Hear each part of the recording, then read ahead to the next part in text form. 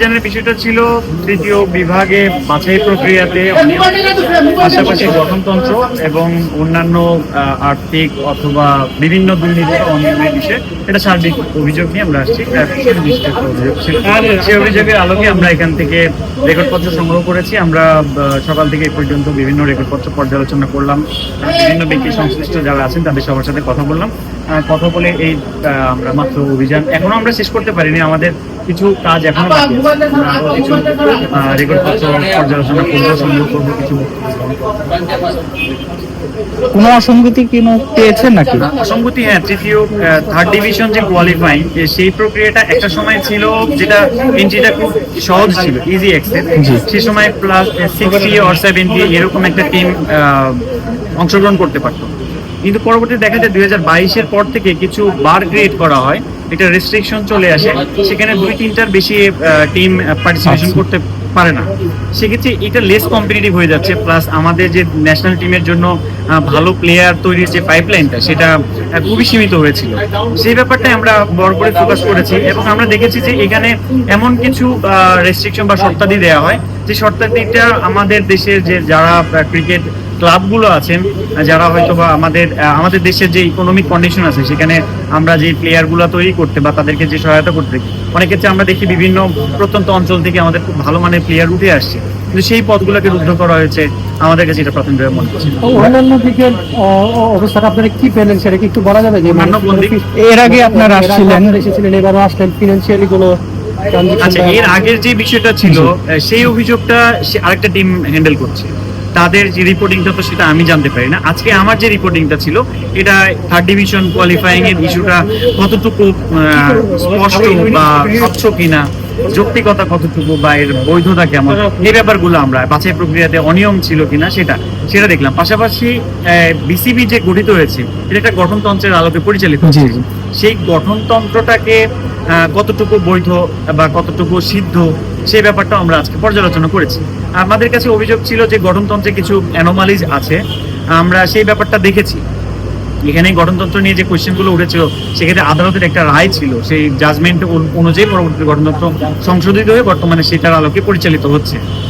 তবে গঠনতন্ত্রে আমরা পর্যালোচনা বা যাচাইয়ের ক্ষেত্রে যে একটা বিষয় খেয়াল করেছি যে এখানে একটা খুব সুন্দর স্ট্রাকচার্ড এবং অর্গানাইজ একটা প্রতিষ্ঠান হিসেবে তৈরি হওয়ার কথা ছিল বিসিবি, কিন্তু এই জায়গাতে আমরা গ্যাপ পেয়েছি। এখানে সঠিক চাকরি বিধিমালা নেই বা একটা অর্গানাইজেশন হিসাবে স্ট্রাকচার বা সুগঠিত থাকবে সে ব্যাপারটাকে আমরা এখানে গ্যাপ দেখেছি।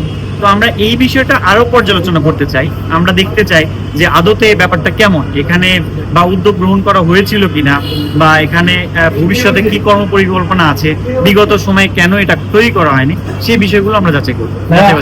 আপনারা তো মানে এখন দেখলেন একটা জিনিস পেলেন, হয়তো আপনাদের একটা ফাইন্ডিংস আছে, তারপরে আপনাদের আমরা এনফোর্সমেন্ট অভিযান পরিচালনা করি, সেটার আলোকে একটা রিপোর্টিং করি, সেই রিপোর্টের প্রেক্ষিতে কমিশন যে সিদ্ধান্ত নেবে সেই সিদ্ধান্তের আলোকে পরবর্তী কার্যক্রম পরিচালিত হবে। আজকে তো আপনাদের তিনটা বিষয় নিয়ে আসছেন, একটা হচ্ছে গঠনতন্ত্র, একটা হচ্ছে আরেকটা হচ্ছে আর্থিক অনিয়ম। আর্থিক অনিয়ম নিয়ে কি পেয়েছেন? আর্থিক অনিয়ম, হ্যাঁ বলেন। বিপিএল এর হচ্ছে এর আগে যে টিমটা এসেছিল তারা হচ্ছে 8টা আসরের ফাইল খুঁজে পেয়েছে, 2টা আসরের বাকি ছিল যেটা ওই সময় প্রোভাইড করে না, এবং আমাদের ওই সময় ওই বিষয়ে কোনো ইনফরমেশন দেয় না। আজকে কি আপনারা সেই বিষয় পেয়েছেন কিনা প্রথম এবং দ্বিতীয় আসর নিয়ে? আসলে বললাম আজকের অভিযোগটা সম্পূর্ণ ভিন্ন, আমরা সেই অভিযোগটা নিয়ে কাজ করছি না যেটা পূর্বের টিম করেছে। পূর্বের টিমের কাজ তাদের ফলো আপে ছিল বা আছে, তারা সেটা নিয়ে কাজ করবে। এখন আমি সেই বিষয়ে কিছু বলতে পারছি না। তবে আজকের আর্থিকের বিষয়টা হচ্ছে আপনারা রিসেন্ট একটা নিউজ দেখেছেন যে অ্যাকাউন্ট ট্রান্সফার হয়েছে, অ্যাকাউন্টে টাকা ট্রান্সফার হয়েছে ব্যাংক থেকে, সেই সংক্রান্ত রেকর্ডপত্র আমরা সংগ্রহ করি। যতটুকু জানতে পেরেছি তাদের গঠনতন্ত্র অনুযায়ী যে সিগনেটরিগুলো থাকে তাদের সিগনেচারেই এই ট্রান্সফার করা হয়েছে। তাদের ব্যাখ্যা অনুযায়ী যে এখানে যে রিস্ক জোন ব্যাংকগুলো ভাগ করা হলো, ক্যাটাগরাইজ করা হলো, সেখানে তারা যেটাকে মনে করেছে অধিক নিরাপদ সেখানেই ট্রান্সফার করেছে। এই বিষয়টা আমাদের কাছে তাদের ব্যাখ্যা ছিল।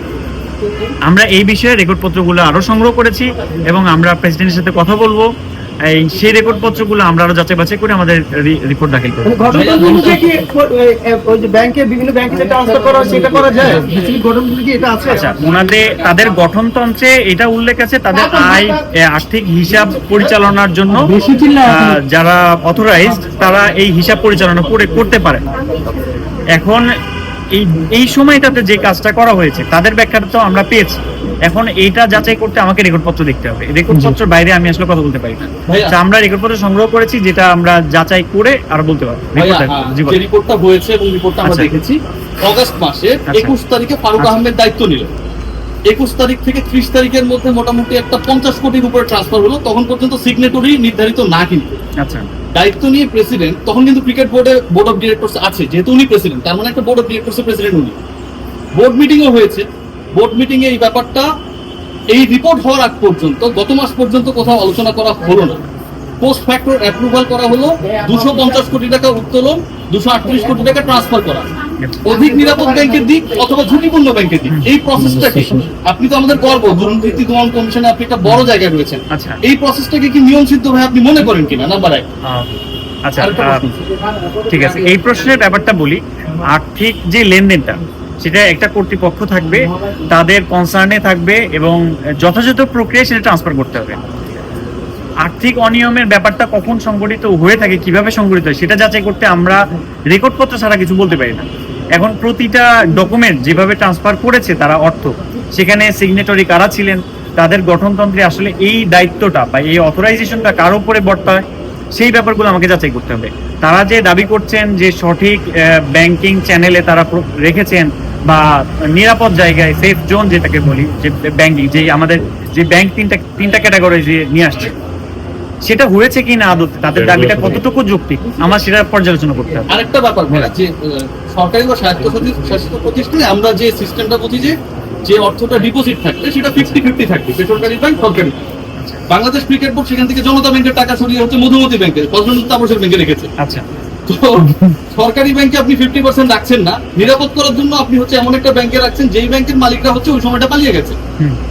এই যে প্রসেসটা, এই যে ঘটনাটা ঘটেছে, নিশ্চয়ই আপনারা তদন্ত করে দেখবেন, এটা আমরা আশা করতে পারি। না, অবশ্যই আমরা সেটা দেখবো, কেন তারা জনতা ব্যাংক থেকে অন্য ব্যাংকে নিয়ে গেল, যেটাকে আপনার মনে হচ্ছে যে এখানে অনিয়ম হয়েছে, এটা যাচাই তো অবশ্যই করতে আমাদের কাজ। আরেকটা ব্যাপার, টেন্ডার পারচেজ নিয়ে একটা রিপোর্ট হয়েছে, সমকাল বাংলাদেশের লিডিং বডিগুলো একটা তারা করেছে, যেখানটা এনলিস্টেড যে কোম্পানিগুলো আছে 69টা এনলিস্টেড কোম্পানি 29 ধরনের কর্মকাণ্ডের জন্য তাদেরকে এনলিস্টমেন্ট করা হয়েছিল, এবং বিজ্ঞাপন যেটা দেওয়া হয়েছিল পত্রিকায় সেই ডেট পার হয়ে যায়।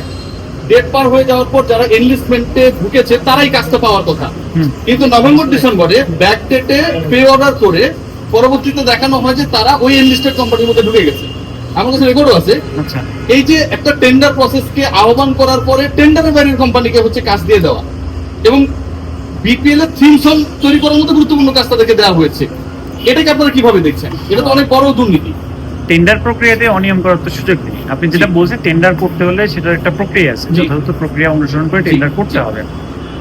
আপনি যেই তথ্যটা আমাকে দিচ্ছেন, আজকে যদিও এই অভিযোগটা আমাদের না, তো আপনার এই বিষয়টা আমাদের মাথায় থাকবে, আমরা এটা আমাদের কমিশনকে জানাবো এই অভিযোগটার বিষয়ে, যেহেতু এটা আমাদের আজকের অভিযোগ, আমার অভিযোগ সংশ্লিষ্ট বিষয় না। আচ্ছা, আপনার যে বক্তব্য অনুযায়ী আমার কাছে মনে হচ্ছে এখানে অনিয়ম, যদি টেন্ডার প্রক্রিয়া বা আমাদের পিপিআর অনুসরণ না করে থাকে, সেটা তো অনিয়মের পর্যায়ে পড়বে। আমরা সেটা আরেকটা ক্লাস করতে পারবো, আমি তো পাবো না সবসময়। সেটা হচ্ছে প্রিভিয়াস বোর্ড দুর্নীতি করেছে, একই সাথে রানিং বোর্ডেও যদি একই সব ধরনের দুর্নীতি আপনার হয়, আপনার তো জিরো টলারেন্স থাকবেন বোথ অফ দ্য বোর্ডের উপরে, নিশ্চয়ই এটা তো আমরা এক্সপেক্ট করতে পারি না। অবশ্যই আমরা চাই বিসিবি আমাদের সবার পছন্দের একটা জায়গা, আবেগের জায়গা, সেখান থেকে দেশকে রিপ্রেজেন্টেশন করেন আমাদের প্লেয়াররা, এটা আরো ভালো কাজ করুক, আমরা সেটাই চাইবো। পূর্বের যে অনিয়মগুলো হয়েছে, আমরা এসেছি কেন সেই অনিয়মগুলো মানে যেন যারা সংগঠিত করেছে তাদের একটা আইনি প্রক্রিয়ার মধ্যে নিয়ে আসার জন্য। এবং আমরা এটাও চাইবো না যে ভবিষ্যতে সেই বিসিবি আবার ফেরত আসুক। আমরা চাই এই বিসিবিটা আরো স্বচ্ছ সংগঠন হোক, আরো স্ট্রাকচার্ড হোক, আরো অর্গানাইজড হোক, ইন্টারন্যাশনাল স্ট্যান্ডার্ড ফলো করুক, যেন আমরা কোয়ালিটি প্লেয়ার পাই, আমাদের দেশের সম্মানটা বৃদ্ধি পাই, এবং আমাদের যারা এই দেশের মানুষ তারাও যেন একটু স্বস্তি পায়। তারা তাদের যেই আবেগের জায়গা সেখানে যেন সবকিছু তাদের মনের মতোই হচ্ছে, এমনটাই তারা পাবে। আপনি ক্লাবগুলোর কথা বলছিলেন যাতে জি, জি। ঠিকভাবে চলে। 5ই আগস্টের পরে অনেক ক্লাবের মালিক হচ্ছে দেশে বেড়ে চলেছে, আচ্ছা। এবং এই ক্লাবগুলোর যে মালিকানা পরিবর্তন হচ্ছে সেটা আসলে এমনও শোনা যাচ্ছে দেশের বাইরে থেকে টাকা আসছে বা কতটুকু বৈধ উপায় আসছে সেটা সেগুলো নিয়ে আপনারা আচ্ছা, এই ক্লাবের ব্যাপারটা আমরা 14টি ক্লাবের ব্যাপারে দেখলাম যে এই ক্লাবগুলোর আসলে এদেরকে কি কোন প্রক্রিয়াতে অনুমোদন দেওয়া হলো বা অনুমোদন দেওয়া হলো সেটা আমরা যাচাইয়ের জন্য রেকর্ডপত্র চেয়েছি। আমরা করে আবার যাবো, রেকর্ডপত্রগুলো সংগ্রহ করবো। হ্যাঁ, আমরা কিছু সময় জানতে পেরেছি যে এদের মালিকানা পরিবর্তন হচ্ছে, পূর্বের মালিক থেকে নতুন কমিটি কেন হচ্ছে, কারা হচ্ছেন এবং তাদের উদ্দেশ্যটা কি সেটা আমাদের দেখতে হবে, আমরা দেখতে চাই। আপনার পরে আপনি আপনাদের কি হ্যাঁ, স্পেসিফিক কোন পরিচালক কোন কর্মকর্তার নাম আছে এখানে উল্লেখ করার মতো কারো নাম কি বা আছে পেয়েছেন আপনারা এই অভিযোগগুলোর মধ্যে? হ্যাঁ কোন বিষয়ে? মানে টোটাল যে আপনাদের যে সমস্ত অভিযান যেটা- অভিযোগগুলো রয়েছে, জি, অভিযানের কারণ নাম কি আপনারা- কারো নাম কি আছে? পরিচালক, নির্দিষ্ট কোনো নাম? কর্মকর্তা, কর্মচারী বিসিবি মানে এইখানে আচ্ছা, Suspect এখানে person, আপনাদের তো সিসিডিএম থেকে এই থার্ড ডিভিশনের কোয়ালিফাইং এর জন্য অনুমোদন দেওয়া হয় বা এই পার্টিসিপেশন কল করে বা বিজ্ঞাপন দেয়, তারপরে তারা সেই কোন প্রক্রিয়াতে একটা প্রক্রিয়াতে গিয়ে তাদেরকে অংশগ্রহণ করে। আমরা দেখেছি যে মাত্র দুইটা টিম তারা এনলিস্টেড হয়েছে, তাদেরকে দিয়ে একটা খেলার আয়োজন করে পরবর্তী তাদের দুইজনকে কোয়ালিফাই করে দিয়েছে। এখন এইটা কি আরেকটু কম্পিটিটিভ করা যেত কিনা, সেই সময়ে বোর্ড মেম্বার কারা ছিল, মানে এই কমিটিটা কারা ছিল সিসিবি, সেই কমিটির তথ্য আমরা সংগ্রহ করেছি। সেটা আমরা দেখি অনেকটা সময় ছিল, বিভিন্ন সময়ে বিভিন্ন কমিটি ছিল। এখন সুনির্দিষ্টভাবে আমি বলে দিতে পারছি না যে এই ব্যক্তিরা দায়ী ছিল, কারণ আমাদের আর যাচাই করতে হবে সুন্দরভাবে, রেকর্ডপত্রগুলো আমরা আরো বিশ্লেষণ করবো, সেই অনুযায়ী আমরা বলতে পারবো যে আসলে এখানে বলছিলেন যে অভিযোগ করেছে, তাহলে এই অভিযোগগুলো কারা করেছে? আমরা আসলে অভিযোগকারীর নাম তো প্রকাশ করতে পারি না। আমরা তো অভিযোগ বিভিন্নভাবে আমাদের কমিশনে অভিযোগ আসে, অথবা আমরা স্বপ্রণোদিত হয়ে বিভিন্ন সোর্স থেকে অভিযোগ সংগ্রহ করি। আমাদের কাছে মনে হয় যে এগুলোতে অনিয়ম থাকতে পারে, আমরা সেটা ড্রাইভ করি, আমরা সেটা বের করার চেষ্টা করি। এখন অনেকেই অভিযোগ করে থাকে। অভিযোগ কি স্পেসিফিক কারো নামে করেছে? এখানে যে অভিযোগটা আসছে সেই অভিযোগ তো গঠনতন্ত্র নিয়ে থার্ড ডিভিশন বাছাই প্রক্রিয়া নেই, এখানে সিসিডিএম এ পুরোটা, সিসিডিএম এ তো অনেকজন ছিলেন কমিটিতে, এমন সুনির্দিষ্ট ব্যক্তিত্ব নাম আসেন এখানে। ঠিক আছে, আপনার নাম পরিচয় রাজু আহমেদ সহকারী পরিচালক। আপনারা সংশ্লিষ্ট সব নথি পেয়েছেন কিনা, বা আমরা একটু আগে দেখেছি বিসিবি প্রেসিডেন্টও এসেছেন, আর যে আপনি বলেছেন যে অ্যাকাউন্ট ট্রান্সফার বা এসব বিষয়ে ওনার সাথে সরাসরি কথাবার্তা হয়েছে কিনা? আমরা এখন আসছেন, আমরা আরো কিছু রেকর্ডপত্রের জন্য চাহিদা দিয়েছি, আমরা এখন যাবো, আবার কিছু রেকর্ডপত্র সংগ্রহ করবো, প্রেসিডেন্টের সাথে কথা বলবো। শেষ করি? প্রেসিডেন্টের সাথে বসে- হ্যাঁ, আমরা কথা বলবো এই বিষয়গুলো নিয়ে, তার আসছে যেহেতু তার প্রতিষ্ঠানে, তার সাথে অভিযোগের বিষয়গুলো নিয়ে। আপনাদের যদি একটু নামগুলো বলতেন যারা আজকে ছিলেন যে টিম। আচ্ছা, আমি রাজু আহমেদ সহকারী পরিচালক, আনোয়ার হোসেন সহকারী পরিচালক, সুভাষ চন্দ্র সহকারী পরিচালক, আর পেছনে আছেন হেলাল, আমাদের এএসআই, 4 সদস্য। ঠিক আছে।